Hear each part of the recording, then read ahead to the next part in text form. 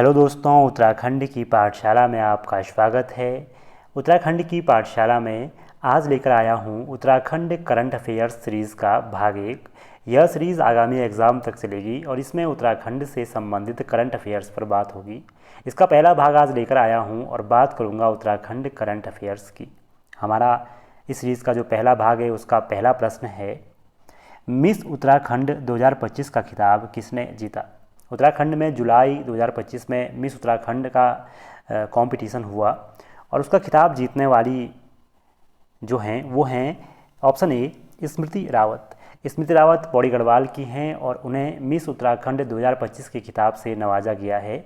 जबकि यहाँ पर जो वैष्णवी लोहानी हैं वो इसमें रनर अप रही हैं, दूसरे स्थान पर रही हैं। अगला हमारा प्रश्न है, हाल ही में जारी ऑपरेशन क्लीन अभियान का संबंध किससे है? हाल ही में एक अभियान जारी किया गया है ऑपरेशन क्लीन।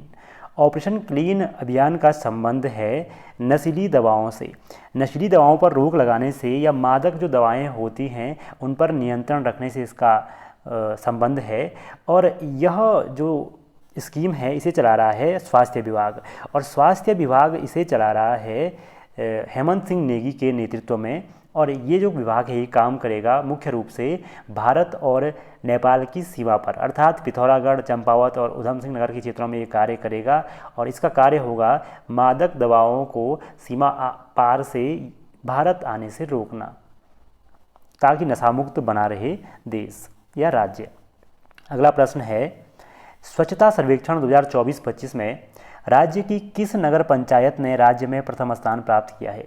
जो भारतीय स्वच्छता सर्वेक्षण 2024-25 हुआ था उसमें राज्य की एक नगर पंचायत थी जो सर्वाधिक स्वच्छ राज्य में पाई गई है, और वह नगर पंचायत है लाल कुआं नगर पंचायत। अगर हम लाल कुआं नगर पंचायत की बात करें तो देश में लाल कुआं नगर पंचायत का 54वां स्थान है स्वच्छता में या नगर पंचायतों में।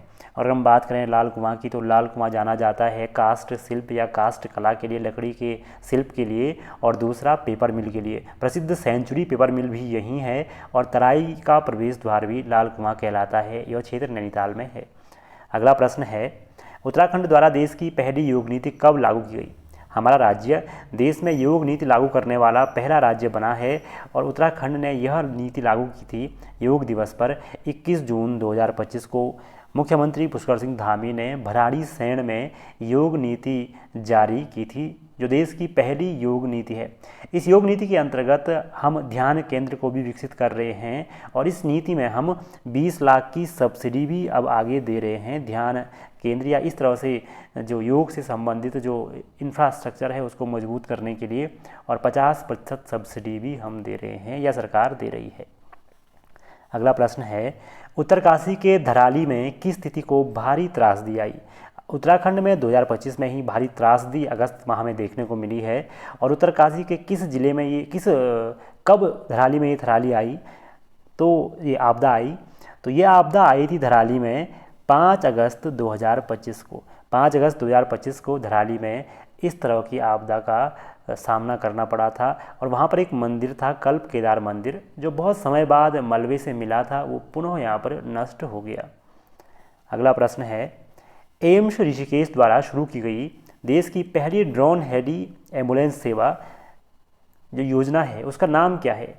तो एम्स ने शुरू की है पहली हेली एम्बुलेंस सेवा या ड्रोन सेवा दवाइयों को पहुंचाने के लिए या स्वास्थ्य सुविधाओं को पहुंचाने के लिए।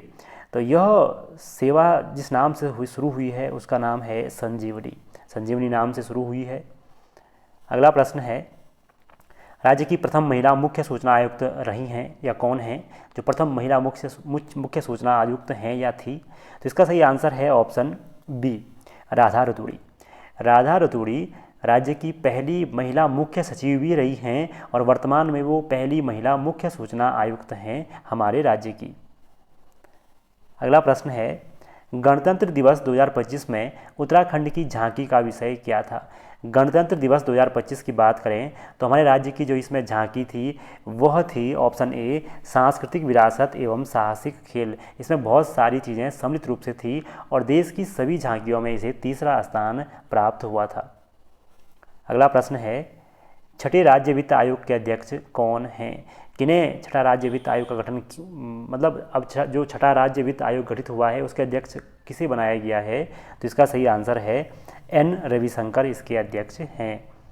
अगला प्रश्न है, जबकि आनंद वर्धन की हम बात करें तो आनंद वर्धन इस समय हमारे राज्य के मुख्य सचिव हैं।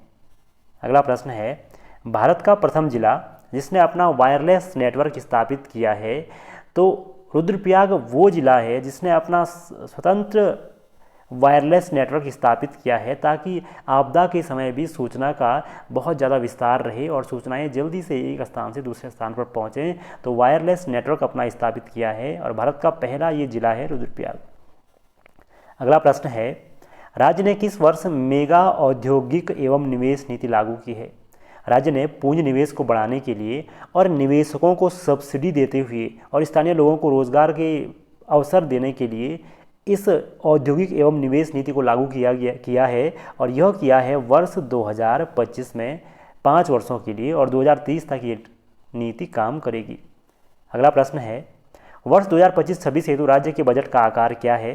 तो अगर हम बात करें, आपको बजट पढ़ना चाहिए, तो वर्ष 2024-25 में जो बजट का आकार है वो इस बार पहली बार 1 लाख करोड़ से अधिक है।